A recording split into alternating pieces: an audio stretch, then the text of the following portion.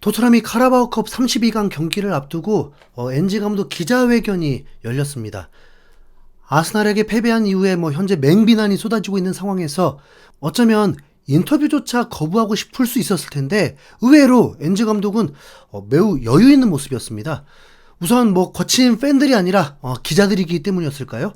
첫 질문은 존슨이 계정을 비활성화한 것을 두고 요즘 선수들이 소셜미디어에서 악플을 받는 것이 당연한 일이 되어버렸는지에 대한 질문이었는데, 비판은 할 수 있고 그걸 받아들이는 게 프로라고 하면서도 익명으로 상대를 비난하는 건 옳지 않다고 강하게 어필을 했습니다.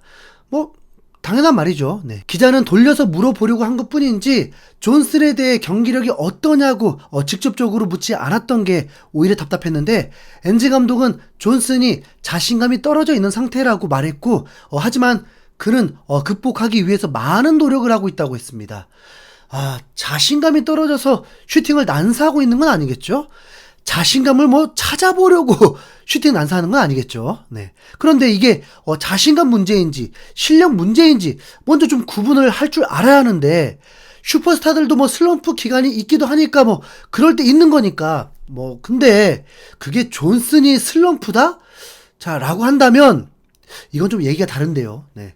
지금 당장 선수를 바꿔버릴 수도 없고 많은 경기들을 치러야 하는 만큼 우선 올해까지는 좀 활용을 해야겠죠. 존슨을 얘기하면서 현재 토트넘은 지금보다 훨씬 더 성장할 여지가 충분히 있다면서 매우 긍정적으로 바라보고 있었습니다. 지금 우리만 걱정을 하고 있는 상황이에요. 네. 이러면 곤란한데, 엔지 감독 얘기에는 황당하게도 손흥민이 시즌을 제대로 시작하지도 못했고 꾸준한 경기력을 보여주지 못하고 있다고 했습니다. 손흥민이 부진하다고 말한 건 아닌데 이거 엔지 감독의 의도를 잘 해석해야 하거든요. 엔지 감독이 이 부분에서 마지막 언급한 건 우리는 아직 일관성을 줄 수 있는 포지션을 제대로 찾아내지 못했다라고 했습니다.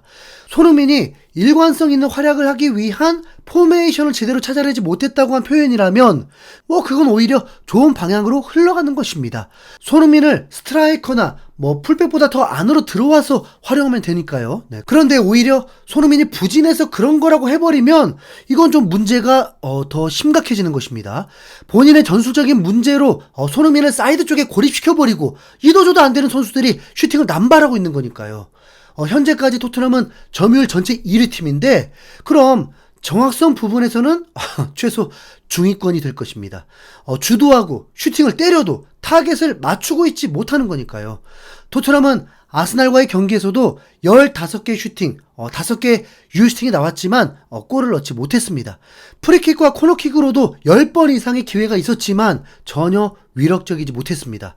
자, 이번에 리버풀 보십시오. AC 밀란에게 전반 3분 만에 실점하면서 위기에 처했는데 바로 원점으로 돌릴 수 있었던 건 세트피스에서 군더더기 없는 코나테의 헤딩 슛이었습니다. 이때 키커가 풀백을 넘어서 최고의 키커라고 불릴 수 있는 아놀드의 어시스트였습니다. 거기다 리버풀은 이어서 또 코너킥을 통해서 반다이크가 반대 방향에서 헤딩골을 넣으면서 앞서 나가게 되었습니다. 아스날의 마갈량이스가 토트넘에게 넣었던 것처럼요. 치미카스가 정말 골대 앞에 반다이크에게 정확하게 겨냥해서 배달을 해줍니다.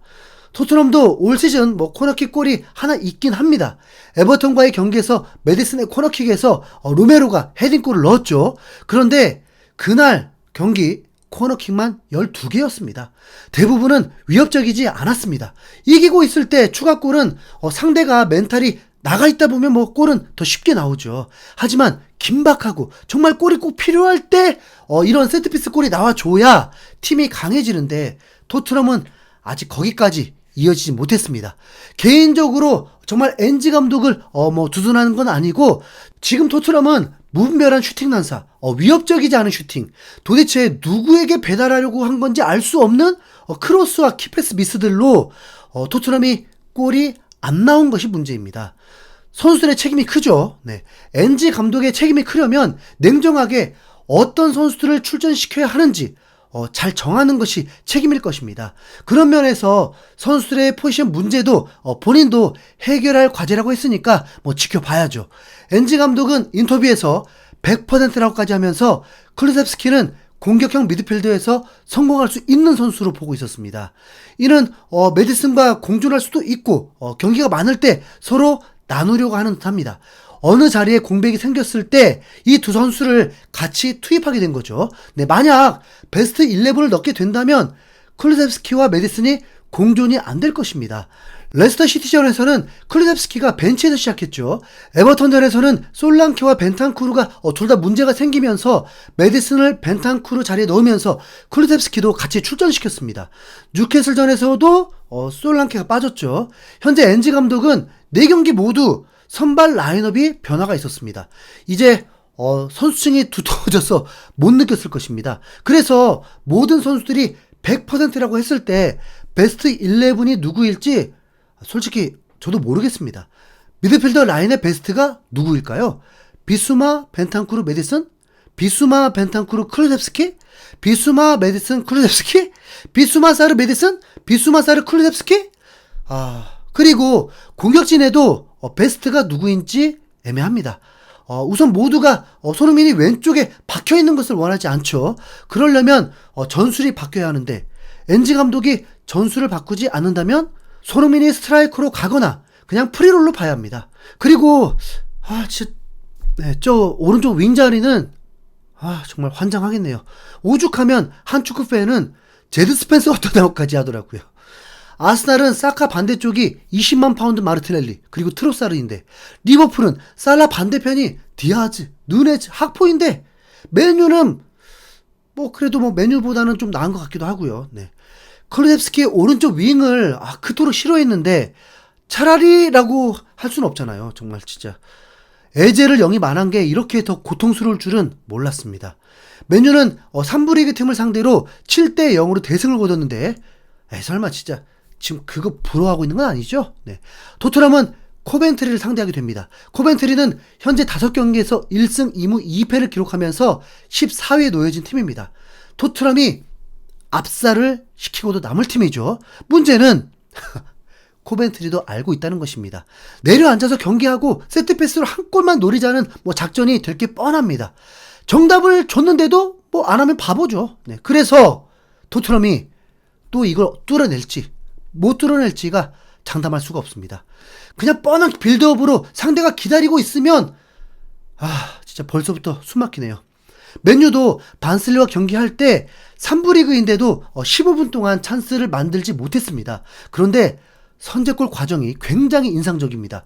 코멘트리가 역습이 이루어졌을 때 5명의 선수가 맨유 진영으로 올라왔는데 맨유의 소유볼이 된 후에 이 선수들이 한 번에 자기 진영으로 전속력으로 달릴 수는 없잖아요. 살짝 압박하는 척하고 그러려고 합니다. 이때 카세미루가 먼저 중원지역 상황을 한번 슬쩍 봅니다. 참 그림이 나왔죠. 그리고 카세미루가 패스를 받자마자 20여 미터의 거리에 정확한 롱볼을 보냅니다. 그걸 받은 선수는 에릭센. 본래 본인이 잘하는 포지션이죠. 그리고 에릭센은 받자마자 왼쪽 가르나초에게 연결해줍니다. 이때 맨유 팬들은 박수를 보냅니다. 그들도 알고 있는 거죠. 잘 풀어냈다라고 칭찬한 거니까요. 아직 끝은 아닙니다. 여기서 가르나초는 반대편 30m 거리를 정확하게 또 볼을 보냅니다. 레시포드가 달리고 있었거든요. 패스도 너무 정확했고 이걸 또 레시포드가 트래핑을 하는데 이런 걸 순두부 트래핑이라고 하죠. 완벽했습니다. 그럼 여기서 끝인가요? 아닙니다. 레시포드를 향해서 2명의 선수가 달려왔고 최소한 1명이 가로막을 수 있었는데 이젠 개인기로 제껴버리면서 시원한 슈팅으로 골을 만듭니다. 좋잖아요. 맨유의 첫 골이 쉬운 것 같지만 절대 그렇지 않습니다. 5번의 상황마다 완벽한 컨트롤로 득점이 나왔던 것이고 그 다음은 이제 끝. 맨유의 세상이 되었습니다. 카세미루의 한 템포 빠른 상황 체크 이후에 5번의 상황들 이런 걸 토트넘도 해내야 합니다. 토트넘은 원정 경기입니다. 기자는 지난 시즌에 카라바오 64강 풀럼과의 원정 경기에서 패배했던 걸 기억하면서 이에 대해서 물었는데 엔지 감독은 그때 풀럼은 결코 약팀이 아니었고 우리는 그냥 패배한 게 아니라 승부차기에서 패배했다면서 카라바오컵을 결코 무시하지 않고 우승을 위해 달려나갈 거라는 의지를 보였습니다. 우승을 위해 16강을 가기 위해 과연 어떤 라인업으로 나오게 될까요? 콕은 흥미롭네요. 내일 새벽 4시 경기입니다. 관심 많이 가져주세요. 이상 흰수염고래였습니다. 감사합니다.